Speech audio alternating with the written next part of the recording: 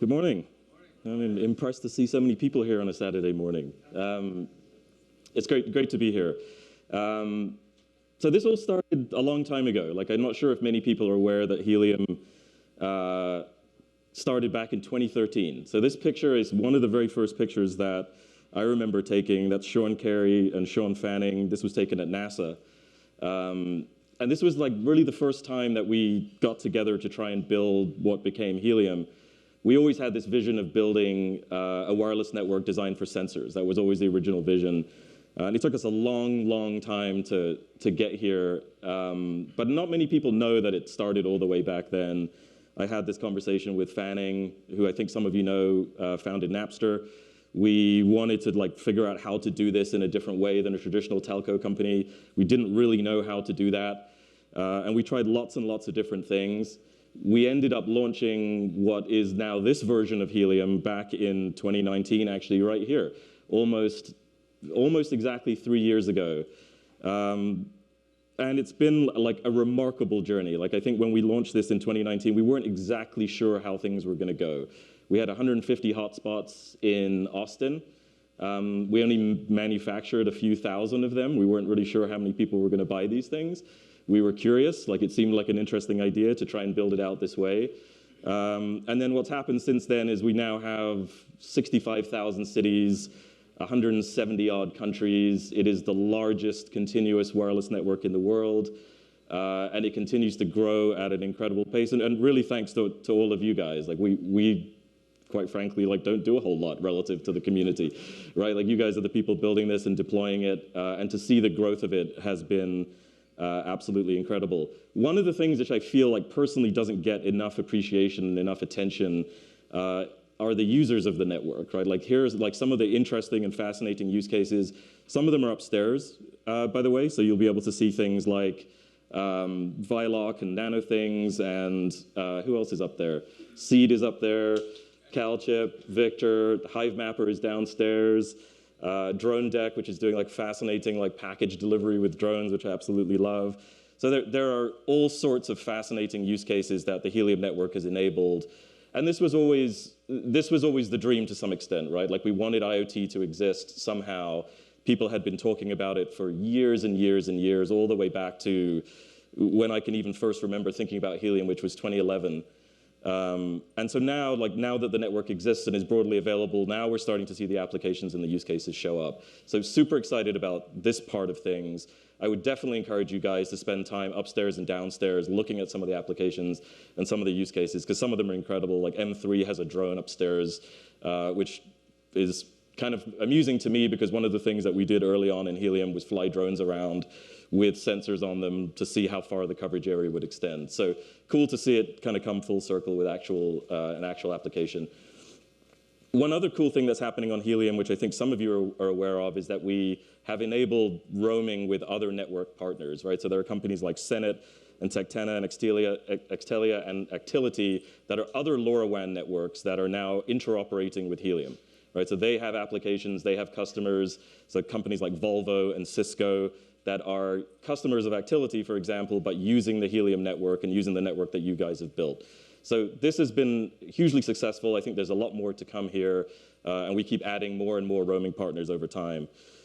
So I can't stop laughing. This one is just a reminder of how vibrant and interesting and bizarre the community is, right? And so on our Discord, there are close to, I think, 200,000 people now in our Discord. Reddit is very active, but I try not to spend a whole lot of time there. But the community is it's what makes Helium, right? Like, it is one of the most interesting communities in all of crypto. I think it probably has the most non-crypto native people involved, which to me is amazing, because it's much more about applications and use cases and useful things rather than DeFi speculation or things that I don't particularly understand. So I've loved interacting with the community. I think for those of you that are here that spend time on Discord, I spend a lot of time in there engaging with the community. It's fascinating to me. I love being part of it. I love the memes. So yeah, it's a great universe, and I want to always remind and be thankful for all of you guys for helping us get here. So there's been a lot of talk over the last 2 or 3 weeks about the future of helium, right? Like there's been a lot of changes proposed. We've been talking and promoting a lot about HIP 51, which we'll talk about in a second. But really, I think one thing I really wanted to make sure to get across was that IoT doesn't go away for us. Like we haven't forgotten about LoRaWAN. It's taken me a decade basically to like get to this point of like having what I think an actually useful, ubiquitous IoT network. We have no intention of like leaving it behind, and I wanted to like make sure to say that because I know a lot of people are concerned about that with all the discussion that's been going on. I am like incredibly excited about some of the stuff that's coming on the IoT network that we will be talking about in the near future. But there's plenty of like interesting and fascinating things coming. And I wanted to just like make sure to talk about this for a second and just be clear that we are not leaving LoRaWAN behind. We don't expect it to disappear. Like we're very focused on it. I'm very excited by it. I'm still like, it's still the baby for me, right? We're not abandoning it in any way. But did want to talk about HIP 51 for a second. So I think a lot of you guys know there is a process in the Helium network called the Helium Improvement Proposal Process, which is the HIP. And we borrowed this term from Bitcoin, who really started all of this. And this is how changes get proposed and made on the network. HIP 51 is a proposal that suggested a way of adding more network protocols to Helium, right? So it wasn't just an IoT network. It was potentially an IoT network and a cellular network and a VPN network and a Wi-Fi network and any kind of network. And this was really born from a conversation that I had with Tushar from Multicoin. I don't know if Tushar is here. Maybe he's back there somewhere.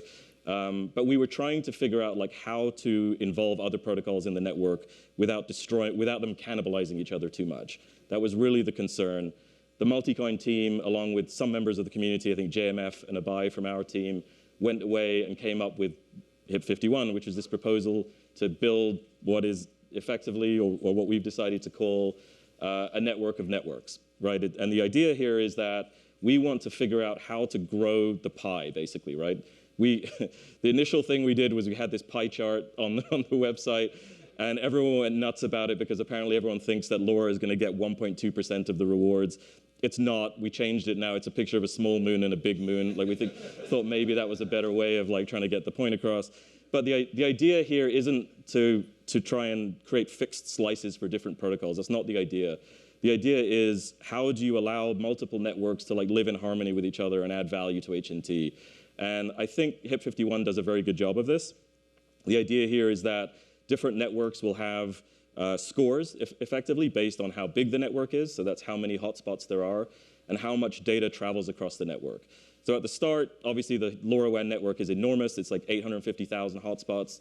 The 5G network is tiny. I think it's 2,000 or 3,000 hotspots, right? So something like 95, 96, 97% of the rewards in the network will still be going towards LoRaWAN until those numbers start to change. We expect other protocols to come into play. So there's a HIP, I think it's 64, which proposes to add Wi-Fi. So the Wi-Fi DABA team is somewhere. I definitely recommend finding them and talking to them. And we'll see more of these, right? We've been talking with the guys from Boring Protocol, who is a decentralized VPN, which for me personally is another one of those applications that I always wished existed. Like I'm very privacy focused, or try to be very privacy focused. I wish more people were on the internet. And decentralized VPNs, I think, are a really interesting application there. So each protocol will have its own, way of doing things, right? Like in the VPN case, for example, there wouldn't be a proof of coverage, right? Because it's not a coverage network. In the cellular case, it would be a very different type of proof of coverage from the LoRaWAN proof of coverage. And the idea here is to like sort of segregate these things and give them their own technology stack, give them their own tokens, give them their own governance effectively, because they're all going to operate in very, very different ways.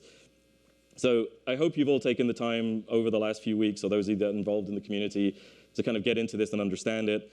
I'll remind again that it isn't a pie chart of 1.2% going to LoRaWAN miners, just in case anyone is wondering about that. But I'm super excited about this. The scale of telecom is so large. It is one of the few industries that I think you can measure in the trillions of dollars. And so to be able to like put a dent in it in any way and to sort of move forward in multiple dimensions, I think is incredibly exciting. IoT is a huge industry, but the combination of all of these is huger, right? And I think that's the way of thinking about it, and that's why we have the small moon and the big moon. So we should have launched with the small moon and the big moon. That was a mistake. So the first thing that's going to happen is there's going to be a new token for 5G called mobile. And this is going to launch in the next few weeks. Anyone who has a 5G radio will just start to earn mobile tokens. There's no proof of coverage system initially. Literally just having the 5G radio online will allow you to start earning mobile tokens. And that's going to happen in the next few weeks. While you're here, the first 100 people to buy either from Moso Labs or CalChip can get what I think are incredibly cheap prices on these things. So Moso is selling a indoor bundle for $9.99 for the first 100 people. And CalChip is selling for $15.99 for the outdoor bundle. So outdoor radios have much larger range, but they need to be mounted outside. They need to be mounted up high.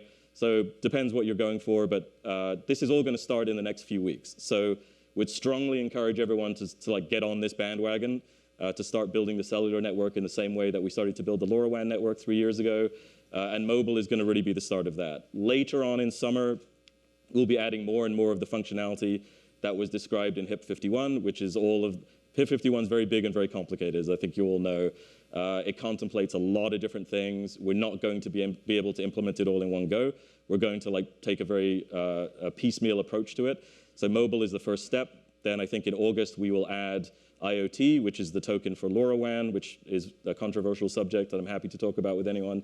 And then later on, towards the end of the year, we'll hopefully get to the full functionality that was described in HIP 51. So definitely recommend going upstairs and downstairs and checking out the 5G offerings from CalChip and Moso, because it's a great way to get started, and I don't think you're going to see these prices again for a little bit. And that's it. So I wanted to, again, just to thank everyone for coming here and thank everyone that is part of the network for being along with us on this journey. It's been an incredible journey. I still can't believe the scale and the size of Helium and how we managed to get to this point. And it's really thanks to all of you people. So I wanted to say thank you all again for coming. Thank you for being part of the People's Network. And I hope to see you all growing the cellular and other networks over time.